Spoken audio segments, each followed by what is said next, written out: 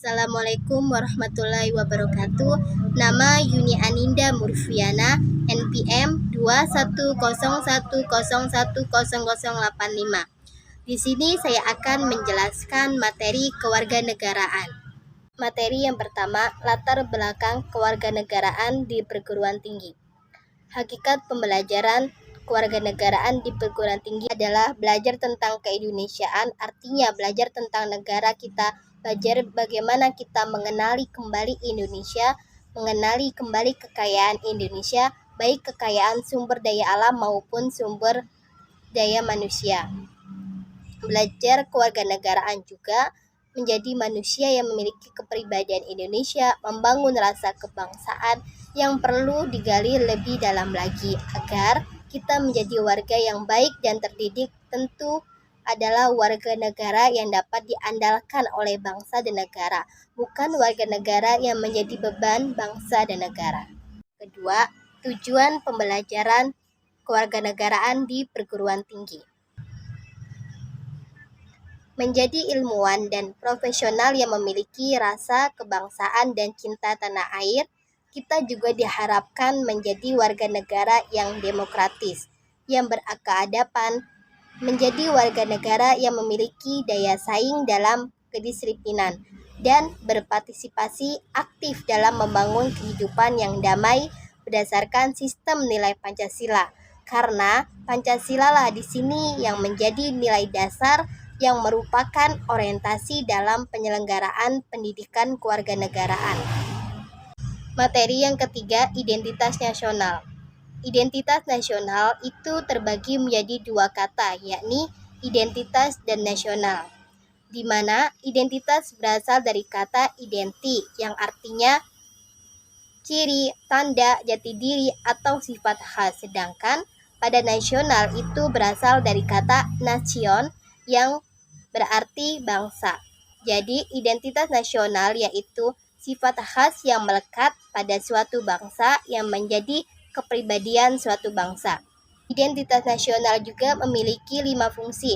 Yang pertama sebagai jati diri, yang kedua sebagai alat interaksi, yang ketiga sebagai pembeda dengan bangsa lainnya, yang keempat sebagai alat pemersatu bangsa, yang kelima sebagai landasan bangsa.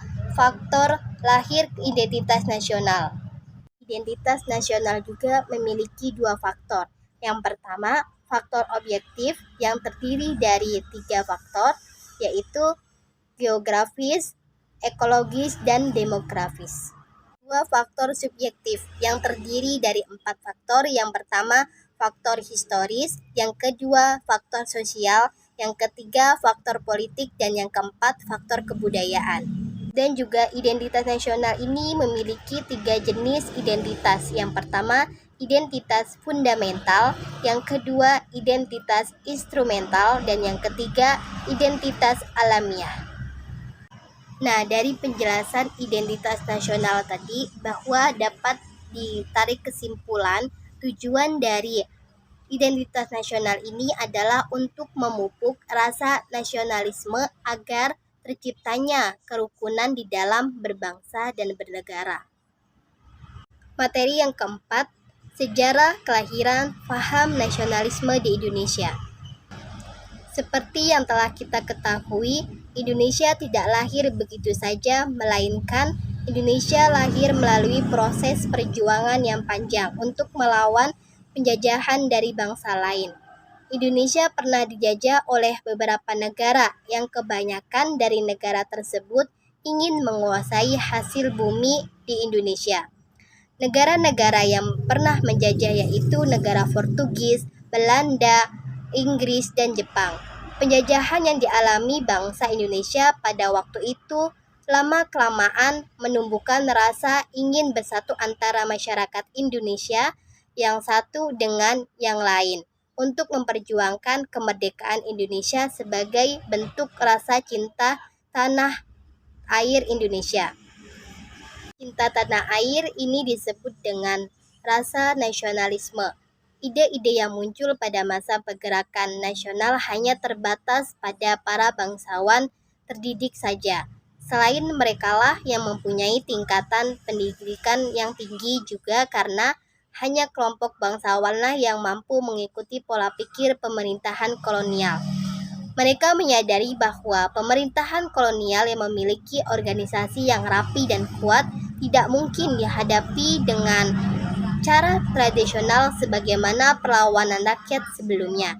Inilah letak arti penting organisasi modern bagi perjuangan kebangsaan, dan juga ada dua faktor yang menyebabkan kelahiran paham nasionalisme di Indonesia, yaitu faktor internal dan eksternal.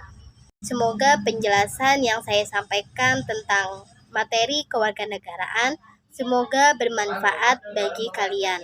Mohon maaf jika terdapat kesalahan, entah itu dari perkataan ataupun penulisan.